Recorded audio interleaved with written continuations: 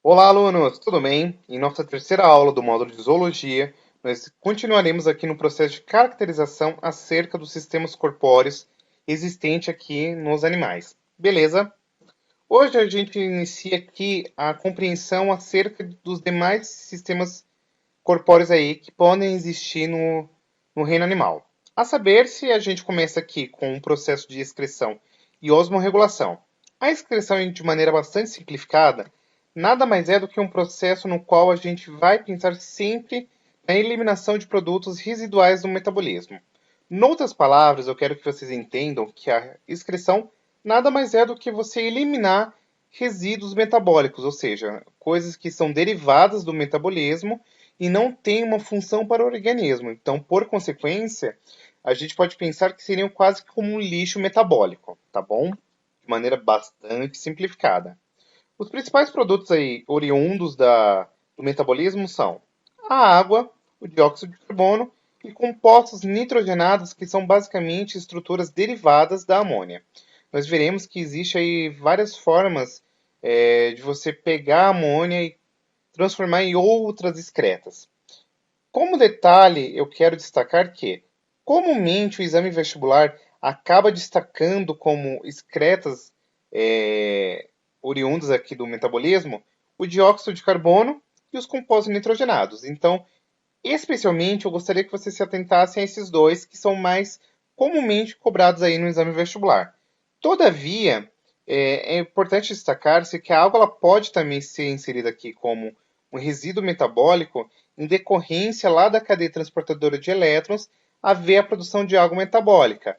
E se eventualmente não houver uma regulação acerca da quantidade de água aí dentro de um organismo, isso pode alterar aí toda a condição da homeostasia desse organismo. Tranquilo? Além disso, a osmorregulação, percebam que o nome já é bastante sugestivo. É a regulação acerca aqui da água dentro dos fluidos corporais e celulares. Em outras palavras, seria quase que equivalente a imaginarmos que o processo de osmorregulação é um processo que vai regular a concentração d'água, ou seja, a quantidade de água aí que tem dentro de um organismo. E nesse sentido, é importante destacar ainda que envolve a concentração dos componentes nos níveis apropriados aí, compatíveis à vida. Além disso, a osmorregulação, como eu comentei com vocês, deriva basicamente aqui da demanda de fazer regulação da osmolaridade desse organismo. E essa regulação depende diretamente do habitat aonde esse organismo está situado. Aqui não se lembre em especial, destaco que a osmose é caracterizada como a passagem de solvente, isto é, água, do meio menos concentrado para o meio mais concentrado. Nesse sentido, quero que vocês entendam que, quando a gente pensa no organismo marinho, a concentração de sais, tanto dentro do organismo quanto no meio onde ele está inserido, são praticamente iguais. Então a gente fala que esses fluidos estarão aqui numa condição isotônica, ou seja, numa condição na qual a tonicidade interna e externa é equivalente. Nesse sentido, não há aí grandes problemas para fazer uma regulação osmótica. Mas em contrapartida, quando pensa-se aqui em um organismo situado num ambiente de águas doces, ou seja, organismos dulcíolos, a gente tem que destacar que, como se, é, os fluidos corporais eles estão em condições hipertônicas. Percebam que, naturalmente, há uma tendência de entrada de água para dentro desse organismo. E, consequentemente, eu quero destacar que há alguns problemas aqui atrelados com a entrada de água externa. Então, precisa-se, por exemplo, usar algumas estratégias para tentar fazer com que não haja uma eventual lise da célula em decorrência de entrada excessiva d'água.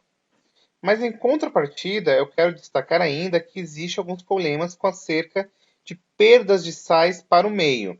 E a gente vai ver ao longo do nosso curso que existem várias estratégias para tentar driblar essa grande questão aí, que é a entrada excessiva da água e a perda de sais para o meio. Mas em contrapartida, um organismo aqui situado em ambiente terrestre geralmente tem uma tendência maior a perder tanto água quanto sais. Então a gente vai ver que ao longo do percurso evolutivo aqui dos diversos filos que constituem o reino animal, existirá aí várias estratégias para tentar remediar essa perda de água e sais minerais. Nesse sentido, é interessante destacar que esse processo de controle de água e sais minerais aqui nos organismos são basicamente atrelados e agrupados em dois grupos. Existem animais que serão denominados como osmorreguladores. Então, nesse sentido, a gente pode pensar que um organismo osmorregulador ou um animal osmorregulador é aquele indivíduo, aquele organismo que vai manter as concentrações do fluido interno independente das condições externas, ou seja, independentemente de haver salinidade maior ou maior no ambiente externo, ele vai manter aí as condições homeostáticas e, consequentemente, a osmolaridade constante. Mas, em contrapartida, existe uma segunda classe aqui de organismos denominado como osmoconformadores, ou seja, são organismos no quais os fluidos eles acabam tendo quase que flutuações, variações de acordo com a salinidade do meio. Então, se o meio for hipertônico, vai ter um comportamento osmótico, mas se o meio for hipertônico, haverá outro comportamento osmótico. Mas em contrapartida, eu quero destacar que esses animais aí, eles são osmoconformadores até um certo limiar, ou seja, existe um momento limítrofe, uma taxa limítrofe, e consequentemente, quando atinge-se essa taxa limítrofe, esse animal tende a ser osmorregulador, tá bom? Dentre as estratégias que poderíamos elencar aqui para tentar fazer um controle da osmorregulação, a gente pode destacar aqui os váculos contráteis, que são justamente estruturas presentes aí nos protistas, que nós já comentamos em aulas anteriores, que são organismos unicelulares, e esses organismos eles apresentam estruturas que fazem um bombardeamento de água para fora da célula, de maneira que é interessante destacar-se que essas estruturas contráteis elas têm uma função principal de remover o excesso de água que tende a entrar aí nessa célula por osmose. E nesse sentido, mantém-se aqui a osmorregulação, a osmolaridade adequada aqui para esse organismo, certo? Por fim, é interessante destacar-se que a excreção, como eu comentei com vocês, é justamente um processo que está atrelado com o meio que como que eu, de maneira mais didática possível, seria quase que como um processo de limpeza aí de resíduos metabólicos. Então, a excreção ela tem como função principal fazer a eliminação de resíduos metabólicos. Geralmente, é interessante destacar que o processo de metabolismo de aminoácidos leva à produção de resíduos nitrogenados. Então, aqui não se lembre, quando a gente pensa em um aminoácido, ele tem o grupamento amina. E a partir disso, nós temos aí resíduos nitrogenados, dentre os quais eu gostaria de destacar em especial a amônia. A amônia, para quem não sabe, é um resíduo metabólico extremamente tóxico.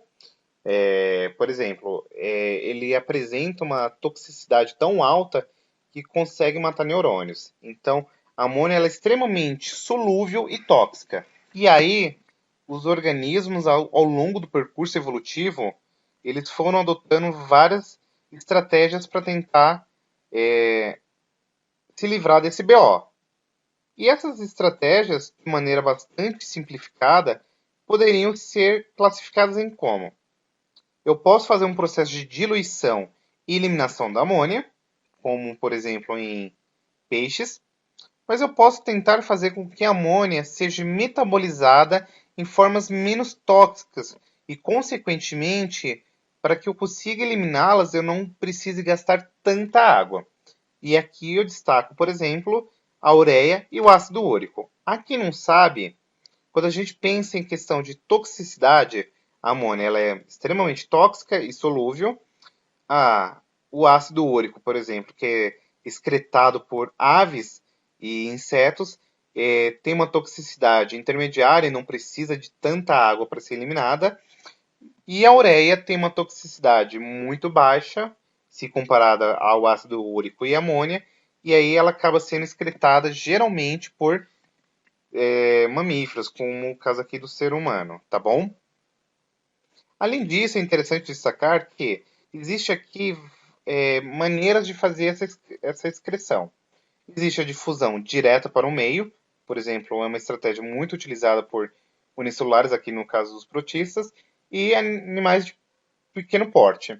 Mas em contrapartida, conforme a gente vai tendo aqui o aumento do porte do organismo, o animal, existe aqui a criação de estruturas especializadas denominadas como nefrídeos, que fazem a coleta e a excreção aqui desses compostos. Os nefrídeos eles são agrupados aqui em dois tipos, protonefrídeos e metanefrídeos. A saber se os protonefrídeos são estruturas aqui tubulares que fazem uma comunicação entre a cavidade corporal e o meio externo. Então elas vão fazer a coleta aqui das excretas nitrogenadas e, consequentemente, faz a expelição aqui para o meio. É interessante destacar ainda que existe aqui a célula terminal que faz a captura aqui das excretas do fluido aí da cavidade e por meio de vários batimentos ciliares e de flagelos, as excretas vão fluir aqui do nefrídeo para o exterior, certo? São típicos aqui de animais acelomados e pseudocelomados, que nós já comentamos em outro momento. E um detalhe interessante é que quando a gente pensa em um protonefrídeo, ela tem uma função mais osmorreguladora do que excretora, tá bom? Agora, tem uma segunda estrutura chamada de metanefrídeo. É uma estrutura que vai comunicar aqui os fluidos corporais em forma de um funil ciliado, que a gente comumente chama de nefrostoma. Essa estrutura, ela vai fazer o quê? Ela leva até o meio externo e pode formar várias bolsas de armazenamento. Consequentemente, vocês vão perceber ao longo das aulas que nada mais é do que um longo canal, e esses reservatórios são importantes para quê? Para um processo de reabsorção de compostos aí presentes nesse fluido que não necessitam ser excretados e, consequentemente, a gente vai ter aí a excreção dos resíduos metabólicos. Geralmente a gente encontra aqui em celomados esses metanefrídeos em grande número e geralmente são dispostos aqui em pares, certo? Posto isto, uma outra estrutura interessante, mas não somente essa, que, por exemplo, é encontrado em artrópodes, é os túbulos de Malpighi, que são estruturas que vão coletar as excretas diretamente dos fluidos aí do celoma e comunica-se aqui com o meio externo, tá bom? A gente vai comentar mais deles lá na aula de artrópodes. Agora, pensando aí no processo de transporte e distribuição de materiais no organismo, o que a gente precisa se atentar? O transporte aí se dá através de fluidos que distribuem aí os mais diversos produtos que são necessários ao organismo através de sistemas que nós chamamos de sistema circulatório. Então aqui a gente já consegue até antecipar algo que a gente vai discutir mais adiante nas aulas de fisiologia humana. A função principal aí do sistema circulatório é fazer um processo de distribuição dos mais diversos produtos que são necessários ao organismo e, consequentemente, transportar até os resíduos metabólicos. O tipo do sistema circulatório depende do tamanho do organismo, da complexidade e também do estilo de vida aí do organismo. Geralmente, os sistemas se baseiam aí no fluido corpóreo como meio de transporte, tá bom? Não é somente sangue, tá? A gente vai ver ao longo do curso, existem outras formas de acontecer esse processo aí. Geralmente, o fluido acaba sendo produzido pelo corpo, pelo próprio organismo. Esponjas e quinidários, por exemplo, elas não apresentam aí um fluido propriamente dito. E aí elas acabam utilizando-se da água para fazer aí um processo de distribuição dos produtos necessários à subsistência desse organismo. Pseudocelomados utilizam aí os fluidos da cavidade do corpo e por aí vai. A gente vai comentar com mais detalhes aqui. Aqui é uma breve exemplificação acerca da maneira a qual acontece aí a distribuição e o transporte desses materiais. E aqui eu queria destacar que a distribuição depende, a priori, da capacidade de difusão dos materiais dos sistemas para células.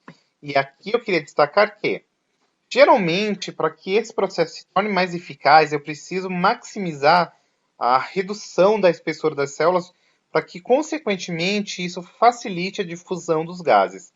Além disso, eu quero destacar que, aonde acontece difusão de gases, geralmente é uma região extremamente umidificada para facilitar esse processo.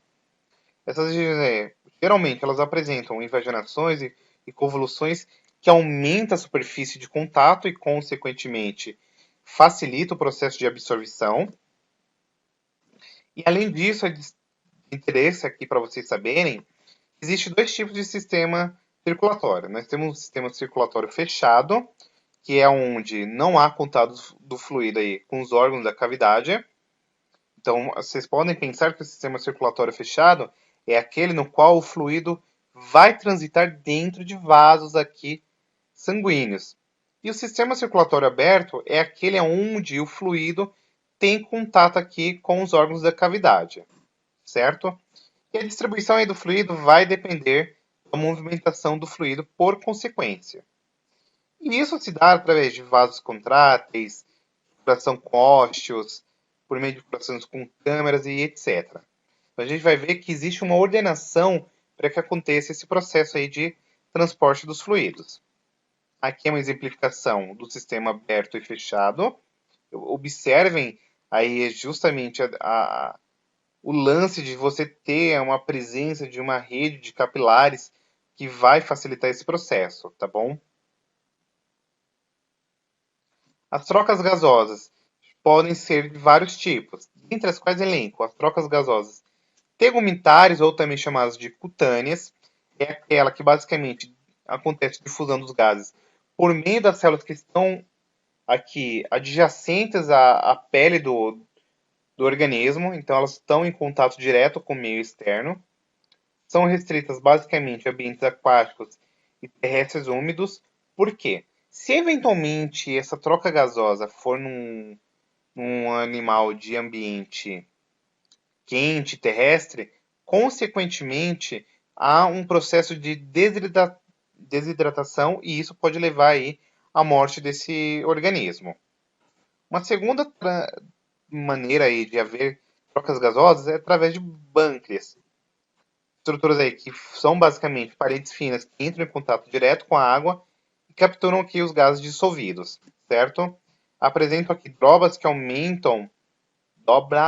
perdão, que aumentam a área de contato aí com a água. Existe ainda trocas pelo epitélio digestivo. Essa daqui é mais incomum, mas geralmente a gente encontra em organismos aí marinhos, tá bom? Aqui é uma exemplificação, perdão, o brânquias. Aqui existe, ó, trocas gasosas aí por intermédio de pulmões, a gente encontra aqui geralmente animais terrestres, e as trocas gasosas aí acontecem lá nos alvéolos, úmidos e protegidos, que estão em contato íntimo com o sistema circulatório. Perfeito? Existe aqui as trocas através de traqueias, a gente vai ver aí lá nos artrópodes, por exemplo. É uma rede de canais por onde o ar vai passando e realizando aí as trocas com os tecidos de maneira direta. Perfeito? Outro detalhe interessante a ser pontuado ainda acerca das trocas gasosas é que existem aqui moléculas transportadoras de gases. E aí algumas são pouco solúveis aí no fluido do sistema circulatório. Geralmente elas têm que estar presentes ali no fluido ou em células que circulam pelo fluido.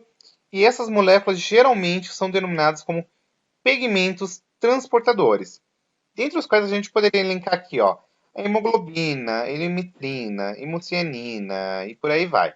Certo? A gente vai comentar acerca desses pigmentos transportadores ao longo das nossas aulas. Mas eu já quero destacar aqui que a função principal desses pigmentos é fazer uma complexação, ou seja, se ligar aos gases aí, como por exemplo o dióxido de carbono ou o gás oxigênio, e fazer o transporte aí deles ao longo do organismo, certo? Posto isto, a gente vê agora o sistema nervoso, que tem como função principal fazer uma resposta a estímulos aí frente às mais diversas situações, tá bom? Um detalhe interessante a ser pontuado aqui é que quando a gente pensa em sistema circulatório, ele está envolvido aqui com vários tipos de especializações que estão atrelados com captação de estímulos. Então a gente pode pensar, ó, receptores táteis, georreceptores, proprioreceptores, fonorreceptores, barorreceptores, quimiorreceptores, fotorreceptores, por aí vai. Essa porrada de nomes aqui, de maneira bastante simplificada, seria quase que equivalente a nós pensarmos que ao longo do organismo, dos mais diversos organismos aqui, animais, haverá várias estruturas que serão capazes de reconhecer estímulos e, a partir disso, desencadear uma resposta frente a isto, tá bom? Por exemplo, fotorreceptores são receptores presentes em estruturas aqui oculares que, quando recebem fótons de luz, conseguem fazer uma captação desses fótons e formar a imagem, por exemplo. Quimiorreceptores são receptores que conseguem, por exemplo, capturar estímulos químicos. Então, por exemplo, a própria questão da gustação ou olfato são aí estruturas que apresentam quimiorreceptores que conseguem fazer distinção dos mais diversos receptores químicos aí que um organismo acaba sendo exposto, tá bom? O sistema nervoso, aqui de maneira bastante simplificada, ela parte aí por um processo de receptação, transmissão e, consequentemente, resposta frente a um estímulo. Então, a gente vai ver lá nas aulas de fisiologia humana, por exemplo, que a premissa máxima do sistema respiratório, não, perdão, do sistema nervoso seria quase que equivalente a pensar num computador. O computador ele recebe uma entrada de um dado, ele precisa fazer o processamento desse dado e frente ao processamento desse dado, ele vai efetuar uma resposta, certo? A gente pode pensar que o sistema nervoso é um grande computador, tá? Que faz o quê? Pega um dado, processa esse dado e dá uma resposta para esse dado, tá bom? Por fim, mas não menos importante, ao longo do processo evolutivo, em especial aqui de organismos bilaterais, acontece um processo que a gente chama de tendência à cefalização, ou seja, a presença de encéfalo. A organização bilateral ela favorece o movimento numa única direção e essa única via de encontro com o ambiente leva a uma concentração de células aí, que vai fazer a captação desses diversos estímulos na região anterior. E aí, consequentemente, vai haver uma tendência do acúmulo de células especializadas no processo de integração e resposta seletiva na região anterior. Então, aqui acontece a formação da estrutura que comumente a gente conhece como cérebro, tá bom? Ou encéfalo, se assim preferirem. E por fim, mas não menos importante, sobre o processo reprodutivo. Existem alguns mecanismos de reprodução, a saber-se, existe o mecanismo de reprodução assexuada, e já destaco a vocês que toda e qualquer vez que nós fizermos menção a um processo assexuado, é um processo no qual não acontece variabilidade genética, tá bom? Não acontece variabilidade genética. Os principais que a gente pode destacar é a fissão binária, a fragmentação e o brotamento. Ao longo das aulas, a gente vai destacando aqui cada um deles para ficar claro a vocês. Quanto aos processos de reprodução sexuada, já destaco que é um processo que envolve variabilidade genética, ou seja, troca de genes. E além disso, a gente pode pensar que dentro da reprodução sexuada nós temos a fertilização externa, ou seja, é um processo de reprodução sexuada que acontece fora do organismo aí. E aqui a gente vai ver alguns casos, por exemplo, em anfíbios que acontece fertilização externa, eles acabam lançando os gametas no ambiente aquático, e a gente vai destacar isso aqui. Temos a fertilização interna, ou seja, o processo de troca de variabilidade genética acontece dentro do organismo, e nós temos aqui organismos que nós denominamos como gonocóricos ou dioicos, ou seja, há uma distinção, perdão, clara entre quem é um macho e a fêmea, ou seja, toda vez que a gente fizer menção a um indivíduo dioico, é sexos separados. E toda e qualquer vez que nós fizermos menção a organismos monóicos ou hermafroditas, são organismos que apresentarão os dois sexos no indivíduo. E aí a gente vai ter fertilização cruzada recíproca, nós teremos os casos aí de pontandendria e protogenia. Esses dois últimos aqui, a pontandendria e a protogenia, comumente não é cobrado no exame vestibular, mas eu destaco aqui ao longo das aulas o que é um e o que é outro. E por fim, nós temos um último caso, que é a partenogênese, que a gente vai comentar lá nas próximas aulas e vocês vão ficar aí extremamente boquiabertos com esse processo. Perfeito? Espero que vocês tenham curtido a aula. Eu sei que foi uma aula densa, mas é uma aula conceitual. Ela vai lançar as bases aí gerais. Se porventura vocês puderem me seguir no Instagram, agradecerei fortemente. Se você puder curtir, compartilhar e comentar o vídeo, agradeço mais ainda. Um forte abraço e até a nossa próxima aula. Fui, gurizada!